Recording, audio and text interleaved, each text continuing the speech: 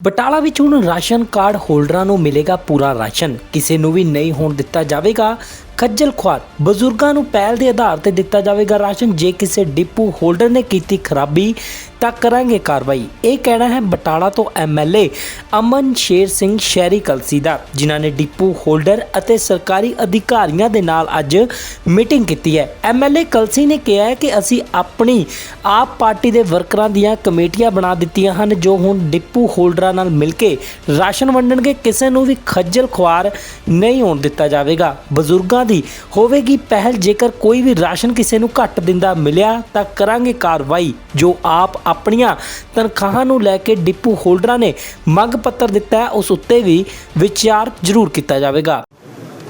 ਅੱਜ ਦੀ ਮੀਟਿੰਗ ਬਾਰੇ ਅੱਜ ਦੀ ਮੀਟਿੰਗ ਜਿਹੜੀ ਹੈ ਡਿਪੂ ਹੋਲਡਰਾਂ ਨਾਲ ਮੀਟਿੰਗ ਕੀਤੀ ਗਈ ਹੈ। ਨਾਲ ਦੇਖਿਆ ਜੋ ਪਿਛਲੇ ਸਮੇਂ ਦੇ ਵਿੱਚ ਕਮੀਆਂ ਰਹੀਆਂ ਨੇ। ਕਈ ਵਾਰੀ ਬਜ਼ੁਰਗ ਜਾਣੇ, ਸਾਡੀਆਂ ਮਾਵਾਂ ਭੈਣਾਂ ਜਾਣੀਆਂ ਰਾਸ਼ਨ ਲੈਣ ਤੇ ਰਸ਼ ਜ਼ਿਆਦਾ ਹੋਣਾ, ਕਈ ਵਾਰੀ 2-2 4-4 ਫੇਰੇ ਵੀ ਲੱਗ ਜਾਂਦੇ ਸੀ ਤੇ ਕਈਆਂ ਦੇ ਉਹ ਅੰਗੂਠੇ ਜਿਹੜੇ ਲੱਗਦੇ ਨੇ ਮਸ਼ੀਨਾਂ ਤੇ ਚੁੱਕੇ ਨਹੀਂ ਸੀ ਜਾਂਦੇ। ਉਹਦੇ ਸੰਬੰਧੀ ਵਿਚਾਰ ਵਟਾਂਦਰਾ ਹੋਇਆ। ਹੁਣ ਅਸੀਂ ਪੈਨਲ ਜਿਹੜੀ ਹੈ ਨਾਲ ਡਿਪੂ ਹੋਲਡਰਾਂ ਦੇ ਨਾਲ ਕਮੇਟੀ ਬਣਾ ਦਿੱਤੀ ਹੈ ਇੱਕ ਜੀ।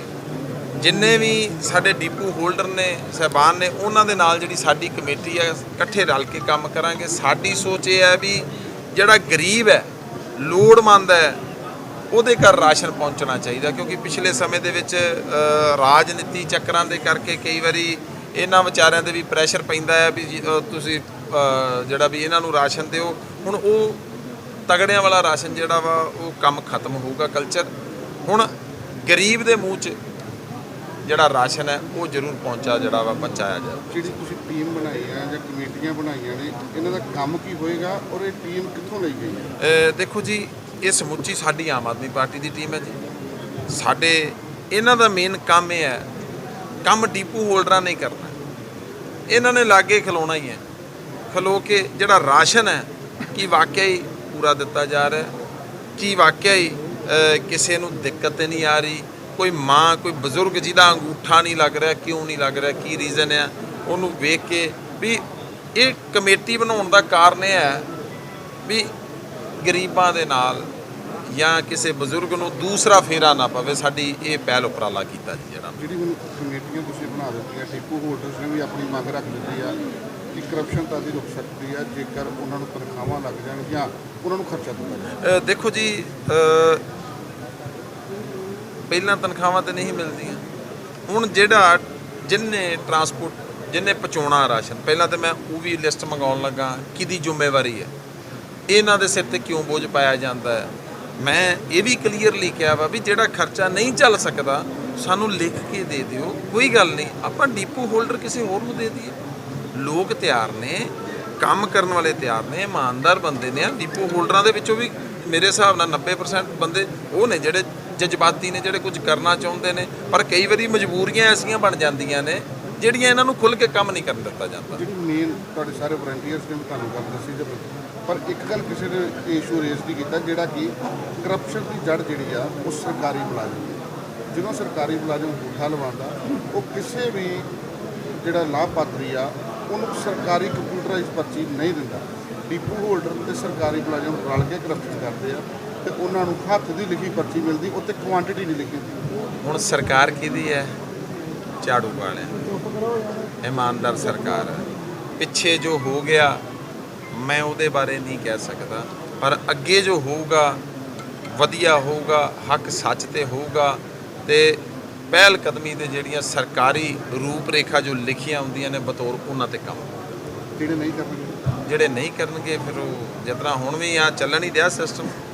ਕਈ ਵਾਰੀ ਉਹ ਕਹਿੰਦੇ ਨੇ ਪੈਸੇ ਪੂਸੇ ਲੈਣੇ ਗਏ ਸਰਕਾਰੀ ਅਫਸਰ ਨੂੰ, ਕਹਿੰਦੇ ਨਹੀਂ ਪੈਸੇ ਦੀ ਗੱਲ ਨਹੀਂ ਕਰਨੀ, ਕੰਮ ਕਰਾਓ ਤੁਸੀਂ ਆਪਣਾ। ਸੋ ਕਹਿਣ ਦਾ ਭਾਵ ਸਰਕਾਰ ਆਮ ਆਦਮੀ ਪਾਰਟੀ ਦੇ ਆਉਣ ਨਾਲ ਮੈਂ ਜੋ ਮਹਿਸੂਸ ਕੀਤਾ, ਸਾਡੇ ਅਫਸਰ ਸਾਹਿਬਾਨ ਕੰਮ ਕਰਨਾ ਚਾਹੁੰਦੇ ਨੇ, ਪਰ ਫਰਕ ਇਹ ਆ ਵੀ ਕਲਮ ਉਹਨਾਂ ਦੇ ਹੱਥ 'ਚ ਹੁੰਦੀ ਸੀ, ਇਸ਼ਾਰਾ ਕਿਸੇ ਹੋਰ ਦਾ ਹੁੰਦਾ ਸੀ। ਹੁਣ ਕਲਮ ਵੀ ਉਹਨਾਂ ਦੀ ਹੈ ਤੇ ਹੱਕ ਸੱਚ ਦਾ ਇਸ਼ਾਰਾ ਵੀ ਉਹਨਾਂ ਦੇ ਹੱਥ ਵੱਸ ਹੈ। ਅਸੀਂ ਸਗੋਂ ਕਹਿੰਦੇ ਆ ਵੀ ਜੇ ਕੋਈ ਬਾਰਡਨ ਹੈ, ਕੋਈ ਬੋਝ ਹੈ, ਕੋਈ ਸਾਡਾ ਵਲੰਟੀਅਰ ਹੀ ਜਾਤੀ ਕਰਦਾ ਹੈ, ਧੱਕਾ ਕਰਦਾ ਹੈ, ਸਾਨੂੰ ਇਮੀਡੀਏਟਲੀ ਦੱਸਿਆ ਜਾਵੇ। ਅਸੀਂ ਆਪਣੇ ਵੀ ਆਮ ਆਦਮੀ ਪਾਰਟੀ ਦੇ ਸਮੂਹ ਵਲੰਟੀਅਰਾਂ ਨੂੰ ਕਹਿਤਾ, ਕਿਸੇ ਵੀ ਕੋਈ ਸਰਕਾਰੀ ਦਫ਼ਤਰ 'ਚ ਨਹੀਂ ਚੈੱਕ ਕਰੂਗਾ, ਕੋਈ ਕਿਤੇ ਨਹੀਂ ਜਾਊਗਾ। ਜੋ ਵੀ ਆ ਸਿਸਟਮ ਦੇ ਰਹਿ ਕੇ ਸਿਸਟਮ ਨਾਲ ਕੰਮ ਕੀਤਾ ਜਾਊਗਾ। ਹਾਂ, ਜਿੱਥੇ ਕਿਤੇ ਕੋਈ ਕਮੀ ਆਉਂਦੀ ਹੈ ਉਹ ਸਾਡੀ ਪਾਰਟੀ ਵੱਲੋਂ ਵੀ ਆਦੇਸ਼ ਹੋਊਗਾ ਵੀ ਜਾ ਕੇ ਉਹ ਕਮੀ ਨੂੰ ਆਪਣੇ ਵਲੰਟੀਅਰਾਂ ਨੂੰ ਕਹਿ ਕੇ ਉਹਦਾ ਹੱਲ ਕੀਤਾ ਜਾਵੇ। ਜਿਹੜਾ ਦਿੱਲੀ ਦੇ ਮੁੱਖ ਮੰਤਰੀ ਦੇ ਹਮਲਾ ਹੋਇਆ ਕੱਲ੍ਹ ਦਾ ਘਰ ਦੇ ਵਿੱਚ ਉਹਦੀ ਕਿੱਦਾਂ ਕੀਤੀ? ਦੇਖੋ ਜੀ, ਜਿਹੜਾ ਹਮਲਾ ਹੋਇਆ ਬੜੀ ਸ਼ਰਮਨਾਕ ਗੱਲ ਹੈ ਤੇ ਮੈਂ ਇਹਦੀ ਘੋਰ ਨਿੰਦਾ ਕਰਦਾ। ਐਸੇ ਉਹੋ ਹੀ ਬੰਦੇ ਹਮਲਾ ਕਰਦੇ ਨੇ ਜਿਹੜੇ ਬੁਖਲਾ ਗਏ ਹੋਣ, ਜਿਹਦਾ ਹੁਣ ਪਤਾ ਵੀ ਸਾਡਾ ਜ਼ੋਰ ਨਹੀਂ, ਉਹ ਫਿਰ ਗੁੱਸੇ ਨਾਲ ਜ਼ੋਰ ਹੀ ਕੱਢਦੇ ਨੇ। ਉਹੋ ਹੀ ਹੈ, ਬਖਲਾਵਟ ਹੈ ਉਹਨਾਂ ਦੀ, ਹੋਰ ਕੋਈ ਗੱਲ ਕਹਿੰਦੇ ਵੀ ਜਿੰਨੀ ਦੇਰ ਇਹ ਮਾਫੀ ਨਹੀਂ ਮੰਗਦੇ ਉਹਨੀ ਦੇਰ ਆਪਾਂ ਇੱਦਾਂ ਹੀ ਵਿਰੋਧ ਕਰਦੇ ਰਹਾਂਗੇ। ਨਹੀਂ। ਕਾਹਦੀ ਮਾਫੀ ਮੰਗਣੀ ਹੈ ਉਹਨਾਂ ਨੇ? ਫਿਲਮ ਦਾ ਉਹਨਾਂ ਨੇ ਬਿਆਨ ਦਿੱਤਾ ਹੈ, ਕਾਹਦੀ ਫਿਲਮ ਦਾ ਬਿਆਨ ਦਿੱਤਾ? ਜਿਹੜੀ ਕਸ਼ਮੀਰ ਫਾਈਲ ਤੇ ਉਹਨਾਂ ਨੇ ਕੇਜਰੀਵਾਲ ਨੇ ਸੋ ਕਹਿਣ ਦਾ ਭਾਵ ਇਹ ਮੈਂ ਤੇ ਇਹ ਕਹਿ ਸਕਦਾ ਵਾਂ ਵੀ ਕੋਈ ਨਾ ਕੋਈ ਬਹਾਨਾ ਚਾਹੀਦਾ। ਉਹ ਬਹਾਨੇ ਲੱਭਦੇ ਨੇ, ਪਰ ਸਾਡੀ ਜਿਹੜੀ ਡਾਇਰੈਕਸ਼ਨ ਹੈ, ਸਾਡੀ ਡਾਇਰੈਕਸ਼ਨ ਹੈ ਕੰਮ ਦੀ। ਆਪਾਂ ਉਹਨਾਂ ਵੱਲ ਆਪਣੀ એનર્ਜੀ ਨਹੀਂ ਵੇਸਟ ਕਰਨਾ ਚਾਹੁੰਦੇ। ਜਿਸ ਤਰ੍ਹਾਂ ਹੁਣ ਤੁਸੀਂ ਵੀ ਗੱਲ ਕਰ ਰਹੇ ਹੋ, ਅਸੀਂ ਉਹਨਾਂ ਵੱਲ ਜ਼ਿਆਦਾ ਬਿਆਨ ਨਹੀਂ ਦੇਣਾ ਚਾਹੁੰਦੇ। ਅਸੀਂ ਆਪਣੇ ਕੰਮ ਤੇ ਆਪਣੇ ਟਰੈਕ ਵੱਲ ਧਿਆਨ ਦੇਣਾ ਚਾਹੁੰਦੇ ਹਾਂ ਵੀ ਕਿਹੜਾ ਕੰਮ ਸਾਡੇ ਲੋਕਾਂ ਲਈ ਬੈਟਰ ਹੈ, ਜਿਹੜਾ ਲੋਕਾਂ ਨੂੰ ਬੈਨੀਫਿਟ ਆਵੇ। ਉੱਥੇ ਹੀ ਇਸ ਮੌਕੇ ਡਿਪੂ ਹੋਲਡਰਾਂ ਨੇ ਕਿਹਾ ਕਿ ਜੋ ਐਮਐਲਏ ਵੱਲੋਂ ਕਮੇਟੀਆਂ ਬਣਾਈਆਂ ਗਈਆਂ ਨੇ ਉਹਨਾਂ ਦਾ ਸਾਥ ਦੇਵਾਂਗੇ। ਕਈ ਵਾਰ ਭੀੜ ਜ਼ਿਆਦਾ ਹੋਣ ਕਰਕੇ ਰਾਸ਼ਨ ਨਹੀਂ ਵੰਡਿਆ ਜਾਂਦਾ। ਹੁਣ ਕਮੇਟੀ ਨਾਲ ਮਿਲ ਕੇ ਸਾਰੇ ਕੰਮ ਪੂਰੇ ਕੀਤੇ ਜਾਣਗੇ। ਆਪਣੀਆਂ ਤਨਖਾਹਾਂ ਬਾਰੇ ਉਹਨਾਂ ਨੇ ਕਿਹਾ ਕਿ ਜੇਕਰ ਸਾਡੀਆਂ ਮੰਗਾਂ ਨਾ ਮੰਨੀਆਂ ਗਈਆਂ ਤੇ ਪੰਜਾਬ ਪ੍ਰਧਾਨ ਨਾਲ ਮੀਟਿੰਗ ਕਰਕੇ ਮੁੱਖ ਮੰਤਰੀ ਭਗਵੰਤ ਮਾਨ ਦੇ ਵੀ ਨਾਲ ਮੁਲਾਕਾਤ ਕੀਤੀ ਜਾਵੇਗੀ। ਸਰ, ਸਰਕਾਰ ਚੇਂਜ ਹੋਈ ਸੀ, ਐਮਐਲਏ ਸਾਹਿਬ ਨੇ ਸਾਰੇ ਡਿਪੂ ਹੋਲਡਰਾਂ ਦੀ ਮੀਟਿੰਗ ਸੱਦੀ ਸੀ। ਮੀਟਿੰਗ ਸੱਦ ਕੇ ਉਹਨਾਂ ਨੇ ਇਹ ਕਿਹਾ ਵੀ ਸਾਡੀਆਂ ਜਿਹੜੀਆਂ ਤੁਸੀਂ ਕਣਕ ਵੰਡਣੀਆਂ, ਇੱਕ ਤੇ ਸਾਡੀ ਕਮੇਟੀਆਂ ਬਣ ਗਈਆਂ ਨਵੀਆਂ, ਉਹ ਕਮੇਟੀਆਂ ਸਾਡੇ ਨਾਲ ਜੀ ਕਣਕ ਵੰਡਾਉਣਗੀਆਂ। ਔਰ ਇਹਨਾਂ ਨੇ ਕਿਹਾ ਵਾ ਵੀ ਜਿਹੜੀ ਕਣਕ ਆ ਖਾਸ ਕਰਕੇ ਬਜ਼ੁਰਗਾਂ ਨੂੰ, ਬਜ਼ੁਰਗ ਕਿਸੇ ਨੂੰ ਵੀ ਲਾਈਨ 'ਚ ਨਹੀਂ ਲਾਇਆ ਜਾਏਗਾ। ਮੰਨ ਲਓ ਜੇ ਰਸ਼ ਵੀ ਹੈਗਾ ਤੇ ਬਜ਼ੁਰਗਾਂ ਦੇ ਕਾਰਡ ਜਿਹੜੇ ਨੇ ਉਹ ਪਹਿਲਾਂ ਕੱਢ ਕੇ ਤੇ ਉਹਨਾਂ ਨੂੰ ਕਣਕ ਪ੍ਰਾਪਤ ਕਰਾਈ ਜਾਏਗੀ। ਕੀ ਸਮਝਦੇ ਹੋ ਕਿ ਉਹਨਾਂ ਦੇ ਪੋਲੀਟੀਕਲ ਇੰਟਰਫੇਰੈਂਸ ਨਾਲ ਜਿੱਦਾਂ ਕਿਹਾ ਜਾ ਰਿਹਾ ਕਿ ਕਰਪਸ਼ਨ ਬਹੁਤ ਹੋ ਰਹੀ ਹੈ, ਕਰਪਸ਼ਨ ਘਟੇਗੀ ਵਧੇਗੀ ਕਿ ਹੋ ਰਹੀ ਸੀ ਕਿ ਨਹੀਂ ਹੋ ਰਹੀ? ਸਰ, ਜਿਹੜਾ ਡਿਪੂ ਹੋਲਡਰ ਆ ਜੀ, ਡਿਪੂ ਹੋਲਡਰ ਨੂੰ ਇੱਕ ਸਰਕਾਰੀ ਮਸ਼ੀਨ ਮੁਹੱਈਆ ਕਰਵਾਈ ਜਾਂਦੀ ਹੈ। ਉਹਦੇ ਵਿੱਚ ਆਧਾਰ ਕਾਰਡ ਨੰਬਰ ਪਾ ਕੇ ਉਹਦੇ ਵਿੱਚੋਂ ਸਲਿੱਪ ਨਿਕਲਦੀ ਹੈ ਜੀ। ਉਹਦੇ ਨਾਲ ਕਰਪਸ਼ਨ ਜਾਂ ਨਾ ਕਰਪਸ਼ਨ ਹੁੰਦਾ ਕੋਈ ਮਤਲਬ ਹੀ ਨਹੀਂ ਬਣਦਾ। ਜਿੰਨੀ ਜਿਸ ਦੀ ਕਣਕ ਬਣਦੀ ਆ ਉਹਨੂੰ ਦਿੱਤੀ ਜਾਏਗੀ ਜੀ। ਜਿਹੜੇ ਇਹਨਾਂ ਨੇ ਸਾਨੂੰ ਕਮੇਟੀਆਂ ਦਿੱਤੀਆਂ ਨੇ, ਕਮੇਟੀਆਂ ਇਹਨਾਂ ਨੇ ਤਾਂ ਬਣਾ ਕੇ ਦਿੱਤੀਆਂ ਵੀ ਸਾਡਾ ਸਾਥ ਦਿੱਤਾ ਜਾਏ, ਕਿਉਂਕਿ ਕਿਸੇ ਵੇਲੇ ਕੀ ਹੁੰਦਾ ਵੀ ਡਿਪੂ ਹੋਲਡਰ ਦੇ ਕੋਲ 200 ਕੁਇੰਟਲ ਮਾਲ ਹੁੰਦਾ, ਰਸ਼ ਉੱਥੇ 1000 ਬੰਦੇ ਦਾ ਇਕੱਠਾ ਹੋ ਜਾਂਦਾ। ਆਪਾਂ ਹਰ ਬੰਦੇ ਨੂੰ ਕਣਕ ਮੁਹੱਈਆ ਨਹੀਂ ਕਰਵਾ ਸਕਦੇ। ਇਹਨਾਂ ਦੀ ਜਿਹੜੀ ਕਮੇਟੀ ਉਹਦਾ ਸੰਯੋਗ ਅਸੀਂ ਇਹ ਲਵਾਂਗੇ ਵੀ ਉਹਦੀਆਂ ਤਰੀਕੇ ਵਾਈਜ਼ ਅਸੀਂ ਕਣਕ ਵੰਡਾਈ ਜਾਏਗੀ। ਸਾਡੇ ਵੱਲੋਂ ਇਹ ਮੰਗਾਂ ਰੱਖੀਆਂ ਗਈਆਂ ਜੀ। ਇੱਕ ਡਿਪੂ ਹੋਲਡਰ ਆ ਜਿਹੜਾ ਇੰਨੇ ਚਿਰ ਤੋਂ ਸੇਵਾ ਕਰ ਰਿਹਾ, ਜਿਹਨੂੰ ਕੋਈ ਸੈਲਰੀ ਨਹੀਂ ਮਿਲਦੀ, ਇੱਕ ਤਾਂ ਸਾਡੀਆਂ ਸੈਲਰੀਆਂ ਲਾਈਆਂ ਜਾਣ, ਦੂਜਾ ਸਾਡੇ ਹੈਲਪਰ ਦੀ ਸੈਲਰੀ ਲੱਗੇ, ਤੇ ਤੀਜਾ ਸਾਡੇ ਡਿਪੂ ਤੱਕ ਕਣਕ ਦੀ ਪਹੁੰਚ ਕਰਾਈ ਜਾਏਗੀ। ਪਹਿਲਾਂ ਵੀ ਇੱਦਾਂ ਸਿਸਟਮ ਚੱਲਦਾ ਸੀ, ਹੁਣ ਵੀ ਇੱਦਾਂ ਹੀ ਚੱਲੇਗਾ, ਪਰ ਹੁਣ ਕਰਪਸ਼ਨ ਨਹੀਂ ਹੋਏਗੀ। ਜਿੰਨੇ ਡਿਪੂ ਨਾ ਰੱਖੇ ਜਿਹੜੇ ਸਰ, ਕਰਪਸ਼ਨ ਤੇ ਪਹਿਲਾਂ ਵੀ ਕੋਈ ਨਹੀਂ ਸੀ ਹੋਣ ਡਈ ਜੀ। ਉਹਨਾਂ ਦੇ ਤਨਖਾਹ ਵਾਲੀ ਕੋਈ ਗੱਲ ਨਹੀਂ, ਨਾ ਪਹਿਲਾਂ ਦਿੱਤੀ ਹੈ। ਸਰ, ਤਨਖਾਹਾਂ ਵੇਖੋ, ਡਿਪੂ ਹੋਲਡਰ ਨੂੰ ਵੀ ਤਨਖਾਹ ਚਾਹੀਦੀ ਹੈ ਨਾ। ਜਿਹੜਾ ਇੰਨਾ ਕੰਮ ਕਰ ਰਿਹਾ ਬਿਨਾਂ ਸੈਲਰੀ ਤੋਂ ਕਿਸ ਤਰ੍ਹਾਂ ਕੰਮ ਹੋ ਪਾਣਗੇ? ਸਾਡੀ ਸਰਕਾਰ ਕੋਲੋਂ ਮੰਗ ਆ ਜੀ, ਸਾਡੀ ਵੀ ਸੈਲਰੀ ਲਾਈ ਜਾਏ, ਸਾਡਾ ਕੰਮ ਵੇਖਿਆ ਜਾਏ ਤੇ ਸਾਡੀ ਸੈਲਰੀ ਲਾਈ ਜਾਏ। ਸਰ, ਨਹੀਂ ਲਾਉਂਦੇ। ਸਾਡੀਆਂ ਵੀ ਪੰਜਾਬ ਲੈਵਲ ਤੇ ਯੂਨੀਅਨ ਆਪਾਂ ਆਪਣੇ ਪ੍ਰਧਾਨ ਨੂੰ ਕਹਿ ਕੇ ਸੀਐਮ ਸਾਹਿਬ ਨੂੰ ਮੰਗ ਪੱਤਰ ਦੇਵਾਂਗੇ ਜੀ। ਨਿਰਪੱਖ ਪੋਸਟ ਲਈ ਗੁਰਦਾਸਪੁਰ ਤੋਂ ਜਤਿੰਦਰ ਕੁੰਦਲ ਦੀ ਰਿਪੋਰਟ। ਬਟਾਲਾ ਵਿੱਚ ਹੁਣ ਰਾਸ਼ਨ ਕਾਰਡ ਹੋਲਡਰਾਂ ਨੂੰ ਮਿਲੇਗਾ ਪੂਰਾ ਰਾਸ਼ਨ, ਕਿਸੇ ਨੂੰ ਵੀ ਨਹੀਂ ਹੋਣ ਦਿੱਤਾ ਜਾਵੇਗਾ ਖੱਜਲ ਖੁਆਰ। ਬਜ਼ੁਰਗਾਂ ਨੂੰ ਪਹਿਲ ਦੇ ਆਧਾਰ ਤੇ ਦਿੱਤਾ ਜਾਵੇਗਾ ਰਾਸ਼ਨ। ਜੇ ਕਿਸੇ ਡਿਪੂ ਹੋਲਡਰ ਨੇ ਕੀਤੀ ਖਰਾਬੀ ਤਾਂ ਕਰਾਂਗੇ ਕਾਰਵਾਈ। ਇਹ ਕਹਿਣਾ ਹੈ ਬਟਾਲਾ ਤੋਂ ਐਮਐਲਏ ਅਮਨ ਸ਼ੇਰ ਸਿੰਘ ਸ਼ਹਿਰੀ ਕਲਸੀ ਦਾ, ਜਿਨ੍ਹਾਂ ਨੇ ਡਿਪੂ ਹੋਲਡਰ ਅਤੇ ਸਰਕਾਰੀ ਅਧਿਕਾਰੀਆਂ ਦੇ ਨਾਲ ਅੱਜ ਮੀਟਿੰਗ ਕੀਤੀ ਹੈ। ਐਮਐਲਏ ਕਲਸੀ ਨੇ ਕਿਹਾ ਹੈ ਕਿ ਅਸੀਂ ਆਪਣੀ ਆਪ ਪਾਰਟੀ ਦੇ ਵਰਕਰਾਂ ਦੀਆਂ ਕਮੇਟੀਆਂ ਬਣਾ ਦਿੱਤੀਆਂ ਹਨ, ਜੋ ਹੁਣ ਡਿਪੂ ਹੋਲਡਰਾਂ ਨਾਲ ਮਿਲ ਕੇ ਰਾਸ਼ਨ ਵੰਡਣਗੇ। ਕਿਸੇ ਨੂੰ ਵੀ ਖੱਜਲ ਖੁਆਰ ਨਹੀਂ ਹੋਣ ਦਿੱਤਾ ਜਾਵੇਗਾ। ਬਜ਼ੁਰਗਾਂ ਦੀ ਹੋਵੇਗੀ ਪਹਿਲ। ਜੇਕਰ ਕੋਈ ਵੀ ਰਾਸ਼ਨ ਕਿਸੇ ਨੂੰ ਘੱਟ ਦਿੰਦਾ ਮਿਲਿਆ ਤਾਂ ਕਰਾਂਗੇ ਕਾਰਵਾਈ। ਜੋ ਆਪ ਆਪਣੀਆਂ ਤਨਖਾਹਾਂ ਨੂੰ ਲੈ ਕੇ ਡਿਪੂ ਹੋਲਡਰਾਂ ਨੇ ਮੰਗ ਪੱਤਰ ਦਿੱਤਾ ਹੈ, ਉਸ ਉੱਤੇ ਵੀ ਵਿਚਾਰ ਜ਼ਰੂਰ ਕੀਤਾ ਜਾਵੇਗਾ।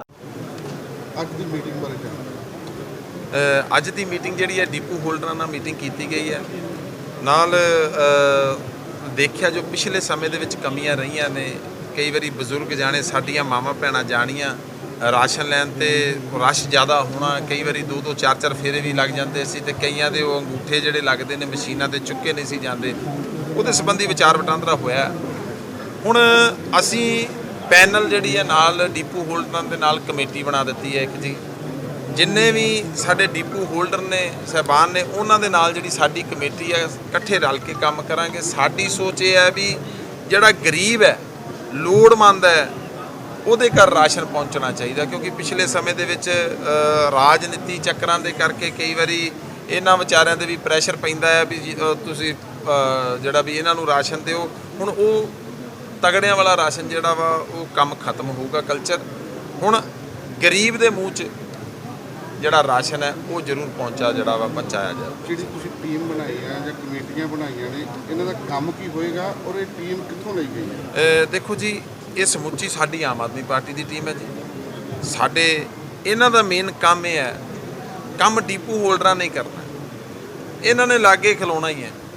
ਖਲੋ ਕੇ ਜਿਹੜਾ ਰਾਸ਼ਨ ਹੈ ਕੀ ਵਾਕਿਆ ਹੀ ਪੂਰਾ ਦਿੱਤਾ ਜਾ ਰਿਹਾ, ਕੀ ਵਾਕਿਆ ਹੀ ਕਿਸੇ ਨੂੰ ਦਿੱਕਤ ਨਹੀਂ ਆ ਰਹੀ। ਕੋਈ ਮਾਂ, ਕੋਈ ਬਜ਼ੁਰਗ ਜਿਹਦਾ ਅੰਗੂਠਾ ਨਹੀਂ ਲੱਗ ਰਿਹਾ, ਕਿਉਂ ਨਹੀਂ ਲੱਗ ਰਿਹਾ, ਕੀ ਰੀਜ਼ਨ ਹੈ, ਉਹਨੂੰ ਵੇਖ ਕੇ ਵੀ ਇਹ ਕਮੇਟੀ ਬਣਾਉਣ ਦਾ ਕਾਰਨ ਇਹ ਹੈ ਵੀ ਗਰੀਬਾਂ ਦੇ ਨਾਲ ਜਾਂ ਕਿਸੇ ਬਜ਼ੁਰਗ ਨੂੰ ਦੂਸਰਾ ਫੇਰਾ ਨਾ ਪਵੇ। ਸਾਡੀ ਇਹ ਪਹਿਲ ਉਪਰਾਲਾ ਕੀਤਾ ਜੀ ਜਿਹੜਾ। ਜਿਹੜੀ ਹੁਣ ਕਮੇਟੀਆਂ ਤੁਸੀਂ ਬਣਾ ਦਿੱਤੀਆਂ, ਡਿਪੂ ਹੋਲਡਰਸ ਨੇ ਵੀ ਆਪਣੀ ਮੰਗ ਰੱਖ ਦਿੱਤੀ ਆ ਕਿ ਕਰਪਸ਼ਨ ਤਾਂ ਦੀ ਰੁਕ ਸਕਦੀ ਆ ਜੇਕਰ ਉਹਨਾਂ ਨੂੰ ਤਨਖਾਹਾਂ ਲੱਗ ਜਾਣ ਜਾਂ ਉਹਨਾਂ ਨੂੰ ਖਰਚਾ ਦਿੱਤਾ ਜਾਵੇ। ਦੇਖੋ ਜੀ, ਪਹਿਲਾਂ ਤਨਖਾਹਾਂ ਤੇ ਨਹੀਂ ਮਿਲਦੀਆਂ। ਹੁਣ ਜਿਹੜਾ ਜਿੰਨੇ ਟਰਾਂਸਪੋਰਟ, ਜਿੰਨੇ ਪਹੁੰਚਾਉਣਾ ਰਾਸ਼ਨ, ਪਹਿਲਾਂ ਤਾਂ ਮੈਂ ਉਹ ਵੀ ਲਿਸਟ ਮੰਗਾਉਣ ਲੱਗਾ ਕਿਹਦੀ ਜ਼ਿੰਮੇਵਾਰੀ ਹੈ, ਇਹਨਾਂ ਦੇ ਸਿਰ ਤੇ ਕਿਉਂ ਬੋਝ ਪਾਇਆ ਜਾਂਦਾ ਹੈ। ਮੈਂ ਇਹ ਵੀ ਕਲੀਅਰਲੀ ਕਿਹਾ ਵਾ ਵੀ ਜਿਹੜਾ ਖਰਚਾ ਨਹੀਂ ਚੱਲ ਸਕਦਾ ਸਾਨੂੰ ਲਿਖ ਕੇ ਦੇ ਦਿਓ, ਕੋਈ ਗੱਲ ਨਹੀਂ, ਆਪਾਂ ਡਿਪੂ ਹੋਲਡਰ ਕਿਸੇ ਹੋਰ ਨੂੰ ਦੇ ਦਈਏ। ਲੋਕ ਤਿਆਰ ਨੇ, ਕੰਮ ਕਰਨ ਵਾਲੇ ਤਿਆਰ ਨੇ, ਇਮਾਨਦਾਰ ਬੰਦੇ ਨੇ। ਡਿਪੂ ਹੋਲਡਰਾਂ ਦੇ ਵਿੱਚੋਂ ਵੀ ਮੇਰੇ ਹਿਸਾਬ ਨਾਲ 90% ਬੰਦੇ ਉਹ ਨੇ ਜਿਹੜੇ ਜਜ਼ਬਾਤੀ ਨੇ, ਜਿਹੜੇ ਕੁਝ ਕਰਨਾ ਚਾਹੁੰਦੇ ਨੇ, ਪਰ ਕਈ ਵਾਰੀ ਮਜਬੂਰੀਆਂ ਐਸੀਆਂ ਬਣ ਜਾਂਦੀਆਂ ਨੇ ਜਿਹੜੀਆਂ ਇਹਨਾਂ ਨੂੰ ਖੁੱਲ੍ਹ ਕੇ ਕੰਮ ਨਹੀਂ ਕਰਨ ਦਿੱਤਾ ਜਾਂਦਾ। ਜਿਹੜੀ ਮੇਨ ਤੁਹਾਡੇ ਸਾਰੇ ਵਲੰਟੀਅਰਸ ਨੇ ਤੁਹਾਨੂੰ ਗੱਲ ਦੱਸੀ, ਪਰ ਇੱਕ ਗੱਲ ਕਿਸੇ ਨੇ ਇਸ਼ੂ ਰੇਜ਼ ਨਹੀਂ ਕੀਤਾ, ਜਿਹੜਾ ਕਿ ਕਰਪਸ਼ਨ ਦੀ ਜੜ ਜਿਹੜੀ ਆ ਉਹ ਸਰਕਾਰੀ ਮੁਲਾਜ਼ਮ ਹੈ। ਜਦੋਂ ਸਰਕਾਰੀ ਮੁਲਾਜ਼ਮ ਅੰਗੂਠਾ ਲਵਾਉਂਦਾ, ਉਹ ਕਿਸੇ ਵੀ ਜਿਹੜਾ ਲਾਭਪਾਤਰੀ ਆ ਉਹਨੂੰ ਸਰਕਾਰੀ ਕੰਪਿਊਟਰਾਈਜ਼ ਪਰਚੀ ਨਹੀਂ ਦਿੰਦਾ। ਡਿਪੂ ਹੋਲਡਰ ਤੇ ਸਰਕਾਰੀ ਮੁਲਾਜ਼ਮ ਰਲ ਕੇ ਕਰਪਸ਼ਨ ਕਰਦੇ ਆ ਤੇ ਉਹਨਾਂ ਨੂੰ ਹੱਥ ਦੀ ਲਿਖੀ ਪਰਚੀ ਮਿਲਦੀ, ਉੱਤੇ ਕੁਆਂਟੀਟੀ ਨਹੀਂ ਲਿਖੀ ਹੁੰਦੀ। ਹੁਣ ਸਰਕਾਰ ਕਿਹਦੀ ਹੈ? ਝਾੜੂ ਵਾਲਿਆਂ, ਇਮਾਨਦਾਰ ਸਰਕਾਰ ਹੈ। ਪਿੱਛੇ ਜੋ ਹੋ ਗਿਆ ਮੈਂ ਉਹਦੇ ਬਾਰੇ ਨਹੀਂ ਕਹਿ ਸਕਦਾ, ਪਰ ਅੱਗੇ ਜੋ ਹੋਊਗਾ ਵਧੀਆ ਹੋਊਗਾ, ਹੱਕ ਸੱਚ ਤੇ ਹੋਊਗਾ। ਤੇ ਪਹਿਲ ਕਦਮੀ ਦੇ ਜਿਹੜੀਆਂ ਸਰਕਾਰੀ ਰੂਪ ਰੇਖਾ ਜੋ ਲਿਖੀਆਂ ਹੁੰਦੀਆਂ ਨੇ ਬਤੌਰ ਉਹਨਾਂ ਤੇ ਕੰਮ ਹੋਊਗਾ। ਜਿਹੜੇ ਨਹੀਂ ਕਰਨਗੇ, ਜਿਹੜੇ ਨਹੀਂ ਕਰਨਗੇ ਫਿਰ ਉਹ ਜਿਸ ਤਰ੍ਹਾਂ ਹੁਣ ਵੀ ਆ ਚੱਲਣ ਹੀ ਰਿਹਾ ਸਿਸਟਮ। ਕਈ ਵਾਰੀ ਉਹ ਕਹਿੰਦੇ ਨੇ ਪੈਸੇ ਪੂਸੇ ਲੈਣੇ ਗਏ ਸਰਕਾਰੀ ਅਫਸਰ ਨੂੰ, ਕਹਿੰਦੇ ਨਹੀਂ ਪੈਸੇ ਦੀ ਗੱਲ ਨਹੀਂ ਕਰਨੀ, ਕੰਮ ਕਰਾਓ ਤੁਸੀਂ ਆਪਣਾ। ਸੋ ਕਹਿਣ ਦਾ ਭਾਵ ਸਰਕਾਰ ਆਮ ਆਦਮੀ ਪਾਰਟੀ ਦੇ ਆਉਣ ਨਾਲ ਮੈਂ ਜੋ ਮਹਿਸੂਸ ਕੀਤਾ, ਸਾਡੇ ਅਫਸਰ ਸਾਹਿਬਾਨ ਕੰਮ ਕਰਨਾ ਚਾਹੁੰਦੇ ਨੇ, ਪਰ ਫਰਕ ਇਹ ਆ ਵੀ ਕਲਮ ਉਹਨਾਂ ਦੇ ਹੱਥ 'ਚ ਹੁੰਦੀ ਸੀ, ਇਸ਼ਾਰਾ ਕਿਸੇ ਹੋਰ ਦਾ ਹੁੰਦਾ ਸੀ। ਹੁਣ ਕਲਮ ਵੀ ਉਹਨਾਂ ਦੀ ਹੈ ਤੇ ਹੱਕ ਸੱਚ ਦਾ ਇਸ਼ਾਰਾ ਵੀ ਉਹਨਾਂ ਦੇ ਹੱਥ ਵਾਸ ਹੈ। ਅਸੀਂ ਸਗੋਂ ਕਹਿੰਦੇ ਆ ਵੀ ਜੇ ਕੋਈ ਬਾਰਡਨ ਹੈ, ਕੋਈ ਬੋਝ ਹੈ, ਕੋਈ ਸਾਡਾ ਵਲੰਟੀਅਰ ਯਾਤੀ ਕਰਦਾ ਹੈ, ਧੱਕਾ ਕਰਦਾ ਹੈ, ਸਾਨੂੰ ਇਮੀਡੀਏਟਲੀ ਦੱਸਿਆ ਜਾਵੇ। ਅਸੀਂ ਆਪਣੇ ਵੀ ਆਮ ਆਦਮੀ ਪਾਰਟੀ ਦੇ ਸਮੂਹ ਵਲੰਟੀਅਰਾਂ ਨੂੰ ਕਹਿਤਾ, ਕਿਸੇ ਵੀ ਕੋਈ ਸਰਕਾਰੀ ਦਫ਼ਤਰ 'ਚ ਨਹੀਂ ਚੈੱਕ ਕਰੂਗਾ, ਕੋਈ ਕਿਤੇ ਨਹੀਂ ਜਾਊਗਾ, ਜੋ ਵੀ ਆ ਸਿਸਟਮ ਦੇ ਰਹਿ ਕੇ ਸਿਸਟਮ ਨਾਲ ਕੰਮ ਕੀਤਾ ਜਾਊਗਾ। ਹਾਂ, ਜਿੱਥੇ ਕਿਤੇ ਕੋਈ ਕਮੀ ਆਉਂਦੀ ਹੈ ਉਹ ਸਾਡੀ ਪਾਰਟੀ ਵੱਲੋਂ ਵੀ ਆਦੇਸ਼ ਹੋਊਗਾ ਵੀ ਜਾ ਕੇ ਉਹ ਕਮੀ ਨੂੰ ਆਪਣੇ ਵਲੰਟੀਅਰਾਂ ਨੂੰ ਕਹਿ ਕੇ ਉਹਦਾ ਹੱਲ ਕੀਤਾ ਜਾਵੇ। ਜਿਹੜਾ ਦਿੱਲੀ ਦੇ ਮੁੱਖ ਮੰਤਰੀ ਦਾ ਹਮਲਾ ਹੋਇਆ ਕੱਲ੍ਹ ਦਾ ਘਰ ਦੇ ਵਿੱਚ, ਉਹਦੀ ਕਿੱਦਾਂ ਵੇਖੀ? ਦੇਖੋ ਜੀ, ਜਿਹੜਾ ਹਮਲਾ ਹੋਇਆ ਬੜੀ ਸ਼ਰਮਨਾਕ ਗੱਲ ਹੈ ਤੇ ਮੈਂ ਇਹਦੀ ਘੋਰ ਨਿੰਦਾ ਕਰਦਾ।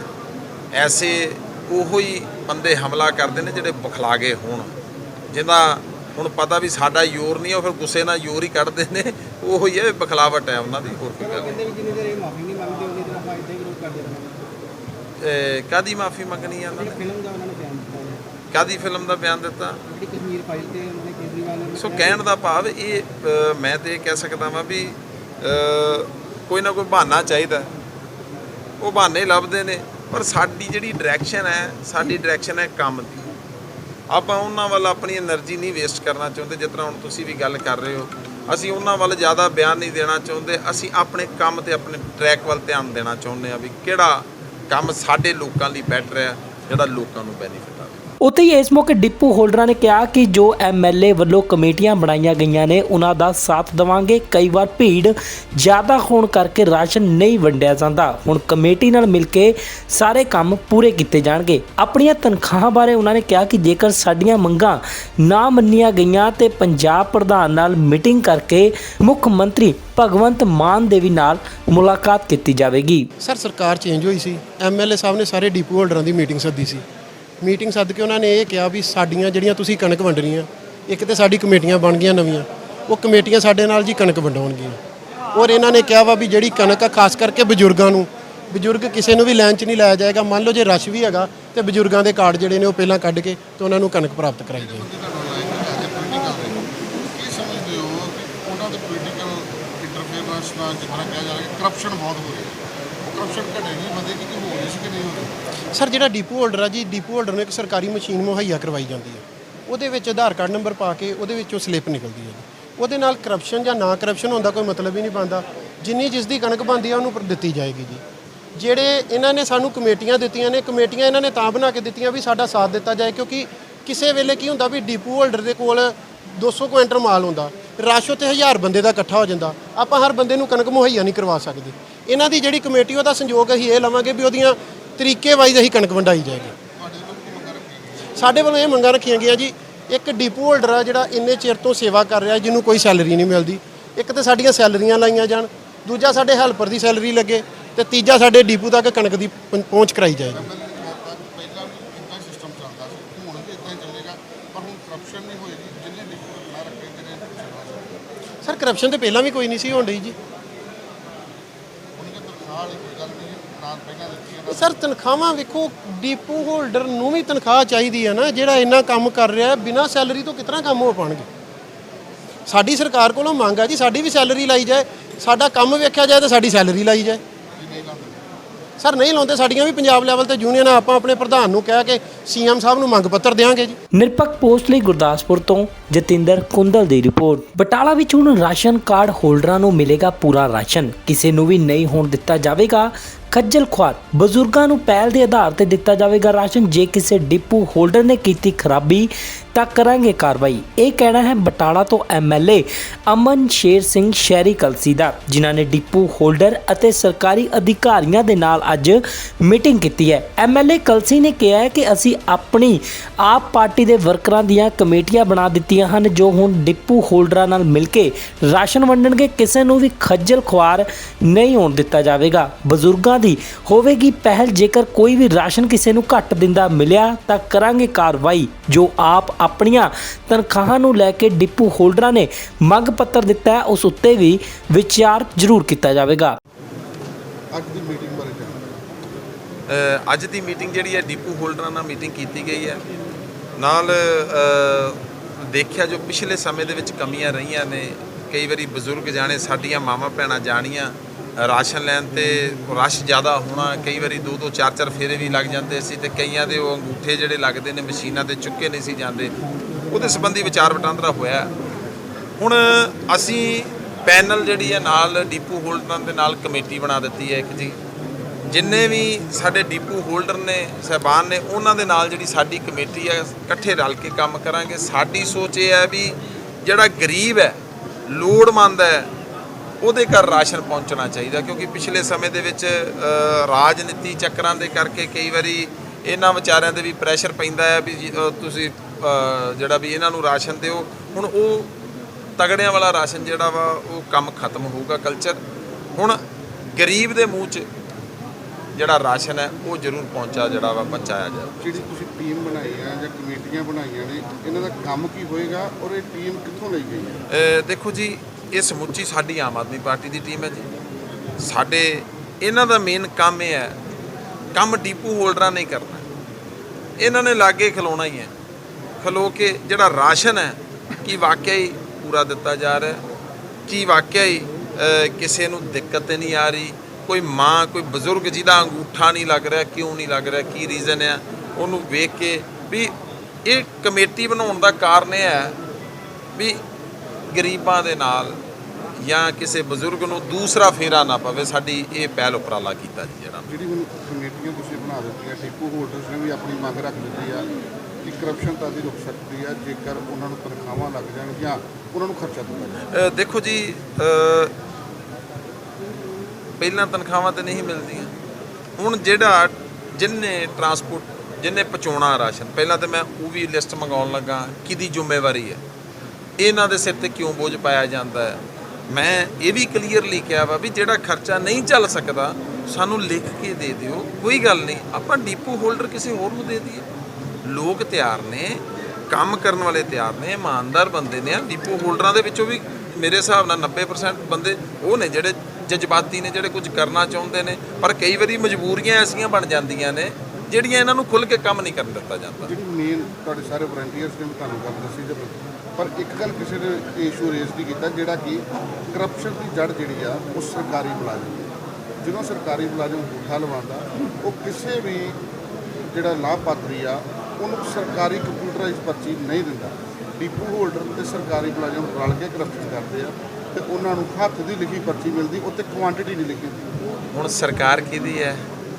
ਝਾੜੂ ਵਾਲਿਆਂ, ਇਮਾਨਦਾਰ ਸਰਕਾਰ ਹੈ।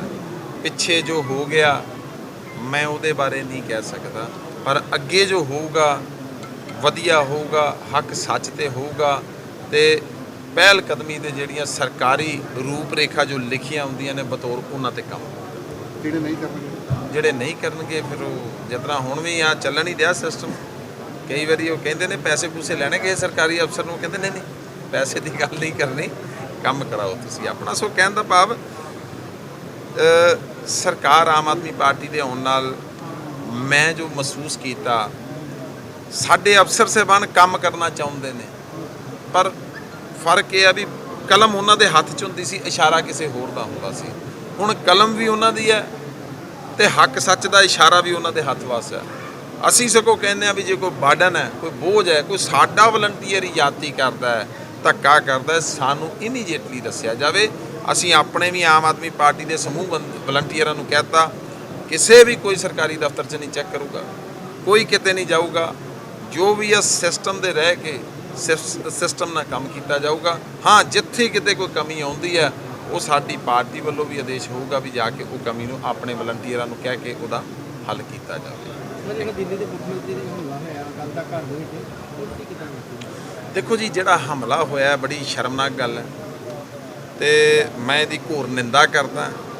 ਐਸੇ ਉਹੋ ਹੀ ਬੰਦੇ ਹਮਲਾ ਕਰਦੇ ਨੇ ਜਿਹੜੇ ਬਖਲਾਗੇ ਹੋਣ, ਜਿਹਦਾ ਹੁਣ ਪਤਾ ਵੀ ਸਾਡਾ ਜ਼ੋਰ ਨਹੀਂ, ਉਹ ਫਿਰ ਗੁੱਸੇ ਨਾਲ ਜ਼ੋਰ ਹੀ ਕੱਢਦੇ ਨੇ।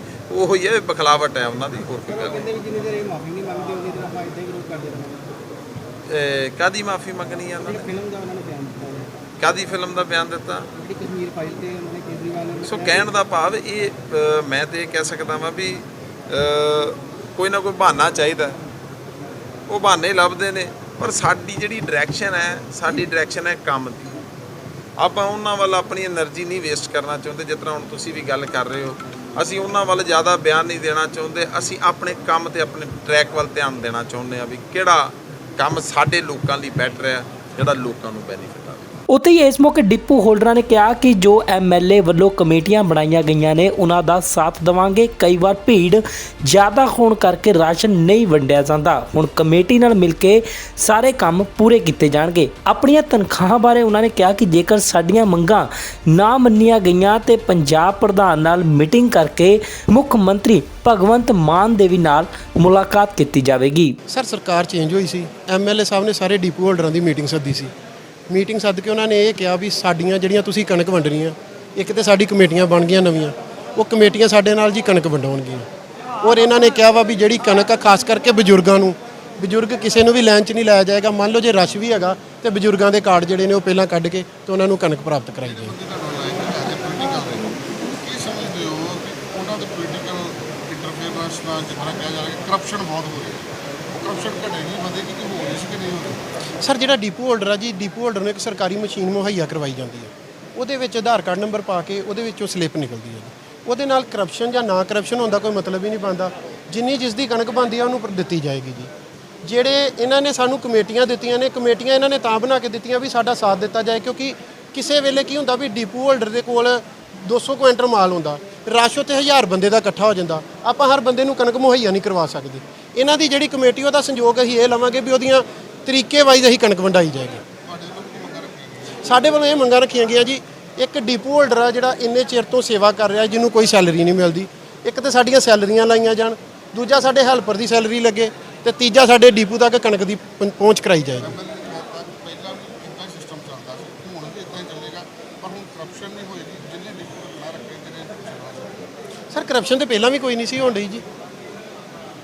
ਉਹਨਾਂ ਦੇ ਤਨਖਾਹ ਵਾਲੀ ਕੋਈ ਗੱਲ ਨਹੀਂ, ਨਾਲ ਪਹਿਲਾਂ ਦਿੱਤੀ ਹੈ। ਸਰ ਤਨਖਾਹਾਂ ਵੇਖੋ, ਡਿਪੂ ਹੋਲਡਰ ਨੂੰ ਵੀ ਤਨਖਾਹ ਚਾਹੀਦੀ ਹੈ ਨਾ, ਜਿਹੜਾ ਇੰਨਾ ਕੰਮ ਕਰ ਰਿਹਾ ਬਿਨਾਂ ਸੈਲਰੀ ਤੋਂ ਕਿਤਨਾ ਕੰਮ ਹੋ ਪਾਣਗੇ। ਸਾਡੀ ਸਰਕਾਰ ਕੋਲੋਂ ਮੰਗ ਆ ਜੀ, ਸਾਡੀ ਵੀ ਸੈਲਰੀ ਲਾਈ ਜਾਏ, ਸਾਡਾ ਕੰਮ ਵੇਖਿਆ ਜਾਏ ਤਾਂ ਸਾਡੀ ਸੈਲਰੀ ਲਾਈ ਜਾਏ। ਸਰ ਨਹੀਂ ਲਾਉਂਦੇ, ਸਾਡੀਆਂ ਵੀ ਪੰਜਾਬ ਲੈਵਲ ਤੇ ਯੂਨੀਅਨ ਆਪਾਂ ਆਪਣੇ ਪ੍ਰਧਾਨ ਨੂੰ ਕਹਿ ਕੇ ਸੀਐਮ ਸਾਹਿਬ ਨੂੰ ਮੰਗ ਪੱਤਰ ਦੇਵਾਂਗੇ ਜੀ। ਨਿਰਪੱਖ ਪੋਸਟ ਲਈ ਗੁਰਦਾਸਪੁਰ ਤੋਂ ਜਤਿੰਦਰ ਕੁੰਦਲ ਦੀ ਰਿਪੋਰਟ। ਪੰਜਾਬ ਅਤੇ ਪੰਜਾਬੀਅਤ ਨਾਲ ਜੁੜਿਆ ਹਰ ਮੁੱਦਾ, ਹਰ ਖਬਰ ਨਿਰਪੱਖ ਤਰੀਕੇ ਨਾਲ ਤੁਹਾਡੇ ਤੱਕ ਪਹੁੰਚਣ ਦੀ ਕੋਸ਼ਿਸ਼ ਵਿੱਚ ਤੁਸੀਂ ਵੀ ਦੇਵੋ ਸਾਡਾ ਸਾਥ। ਤਾਂ ਹੁਣੇ ਲਾਈਕ ਕਰੋ ਸਾਡਾ ਫੇਸਬੁੱਕ ਪੇਜ, ਸਬਸਕ੍ਰਾਈਬ ਕਰੋ YouTube ਤੇ ਅਤੇ ਫੋਲੋ ਕਰੋ ਇੰਸਟਾ ਅਤੇ ਟਵਿੱਟਰ ਤੇ ਨਿਰਪੱਖ ਪੋਸਟ, ਖਬਰ ਦੀ ਨਿਰਪੱਖ ਆਵਾਜ਼। ਵਿਜ਼ਿਟ ਕਰੋ www.nirpakhpost.com।